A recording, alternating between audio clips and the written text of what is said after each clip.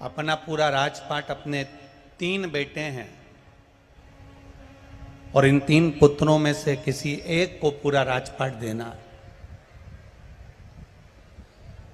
एक को राजा बनाना है, एक को पूरा राजपाट देना है। पिताजी ने मन में विचार करा कि मेरे 3 बेटे हैं और मेरे इन 3 बेटों को, मैं इन 3 पुत्रों को, इन 3 बेटों को मैं ये पूरा राजपाट देना है, तो मैं कैसे प्रदान कर दूं? इन तीनों को मैं कैसे राजपाट दे दूं? इन तीनों को मैं कैसे प्रदान कर दूं? तीनों ने विचार किया, पिताजी ने विचार किया। अभी अच्छा चल रहा था, फिर गड़बड़ कर दिया आपने बाबू। पिताजी ने विचार करा कि इन 3 पुत्रों में से मैं किसको राजपाट दूं? इन 3 बेटों में से मैं किसको राजपाट दूं? मेरा बड़ा बेटा, मंझला बेटा कि छोटा बेटा? मंझले को दूं कि छोटे को दूं? कि मंझले को दूं कि बड़े को दूं कि छोटे को दूं? मैं राजपाट दूं तो दूं किसको? मैं किसको प्रदान करूं? अब पिता ने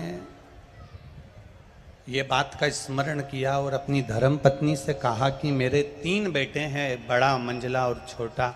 इन तीनों में से मैं अपने राज्य का पूरा राजपाट किसके माथे करूं कि मैं एकदम फ्री हो जाऊं और बेटा इस राजपाट को संभाल ले, बेटा इस राजपाट को जान ले। मैं किसको राजपाट दे दूं? दूं तो दूं किसको? प्रदान करूं तो प्रदान करूं किसको? कहूं तो कहूं किससे? धर्मपत्नी बड़ी समझदार थी और धर्मपत्नी इतनी समझदार थी कि धर्मपत्नी ने अपने पति से कहा कि एक काम करो, ये राजपाट आप एक काम करो, अपने गुरुजी से पूछो और आप अपने गुरु के पास जाओ, अपने गुरुजी के पास जाकर विनय करो, निवेदन करो और उनसे पूछो कि ये मैं राजपाट बड़े बेटों को दूं, मंझले बेटे को दूं कि छोटे बेटे को दूं?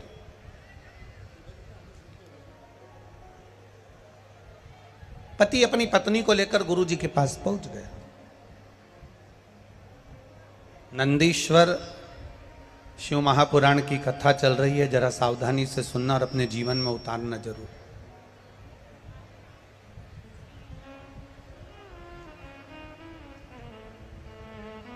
जितने लोग खड़े हैं उनसे निवेदन है, जहां जगह मिल जाए वहां बैठ जाओ।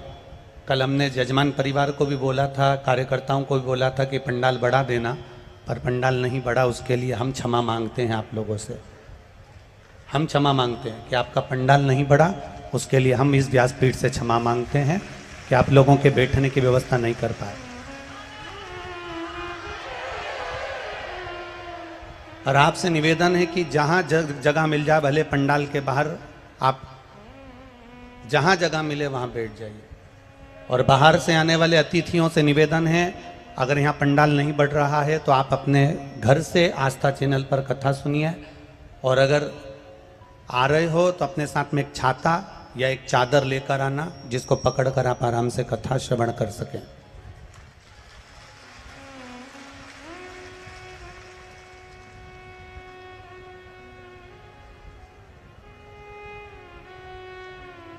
और आगे भी जितनी कथाएं हैं लाइन से, उनसे निवेदन है आप लोग अगर भक्तों के बैठने की व्यवस्था कर सकें, छांव कर सकें तो कथाओं को करवाइए, वरना कथाएं कैंसिल कर सकते हो।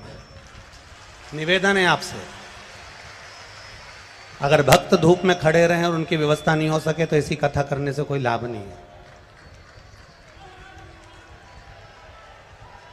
आप लोगों से निवेदन है, जहां जगह मिल रही है वहां रज पे बैठ जाओ, जमीन पर बैठ जाओ, और अपने आसपास में जो छाते हों, चादर हों, उसको सिर पर डाल के आराम से आप लोग बैठ सकते हैं। हर हर बोल बम का नारा है। शिव कथा कह रही है। 3 पुत्र हैं और इन 3 पुत्र, बड़े को मैं राजपाट दूं, मंझले को राजपाट दूं कि छोटे को राजपाट दूं, ये विचारणी है।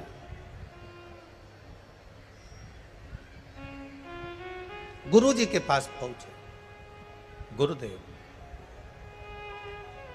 एक निवेदन आपसे, मेरे 3 बेटे हैं, इन 3 बेटों में से मैं किसको राजपाट दूं, आप बता दीजिए।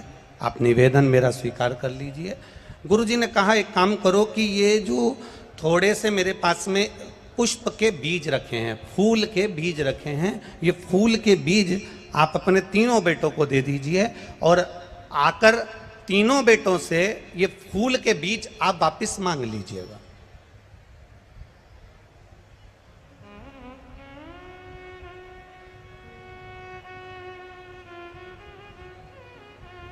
अगर ये फूल के बीज आप सुबह आप जाओ तीर्थ करने के लिए, 8 महीना, 15 दिन, 20 दिन, 1 साल, 9 महीना, 6 महीना आप तीर्थ कर कर जब आना, तो ये फूल के जो बीज आप अपने 3 बेटों को दोगे, उनसे आप मांग लेना,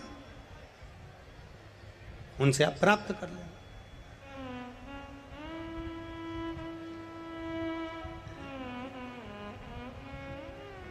अब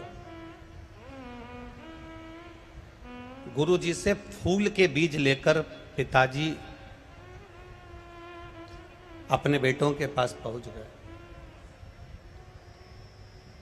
और अपने पुत्रों के पास पहुंचकर उन्होंने कहा कि ये पुष्प के बीज हैं बेटा, तुम तीनों रख लो। मैं जब तीर्थ कर कर आऊंगा 8 महीने बाद, मैं आपसे ये तीनों से ये बीज ले लूंगा।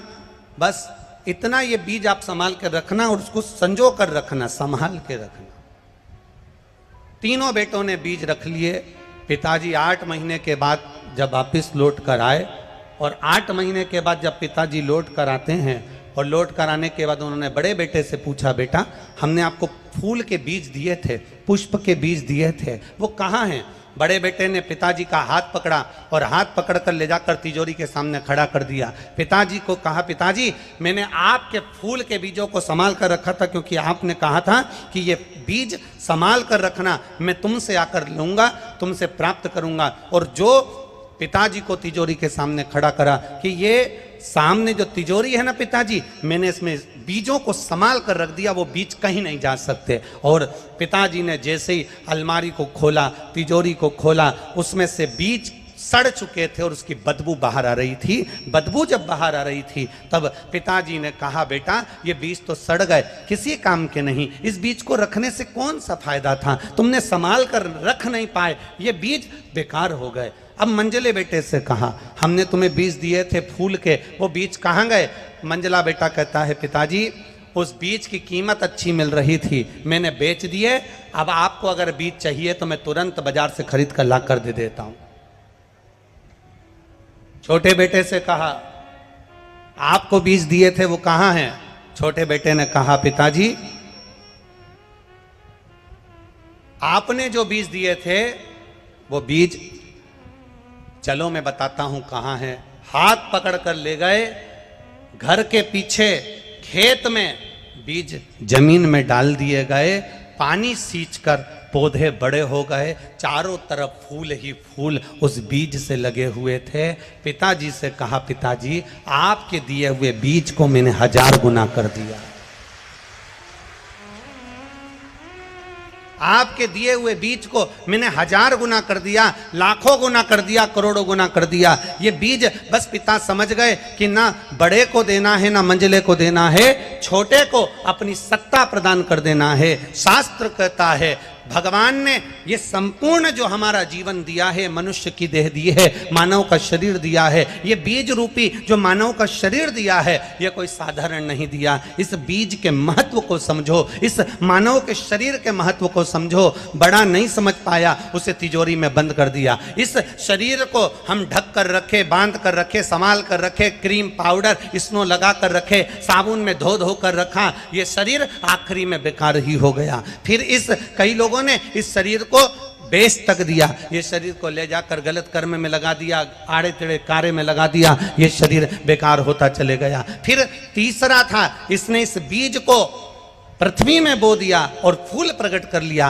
अर्थात संसार के हित के लिए इस शरीर को लगा दिया, तो चारों तरफ पुष्प ही पुष्प की सुगंध फैलती चली। इस बीज की सुगंध संपूर्ण ब्रह्मांड में फैलती चली गई।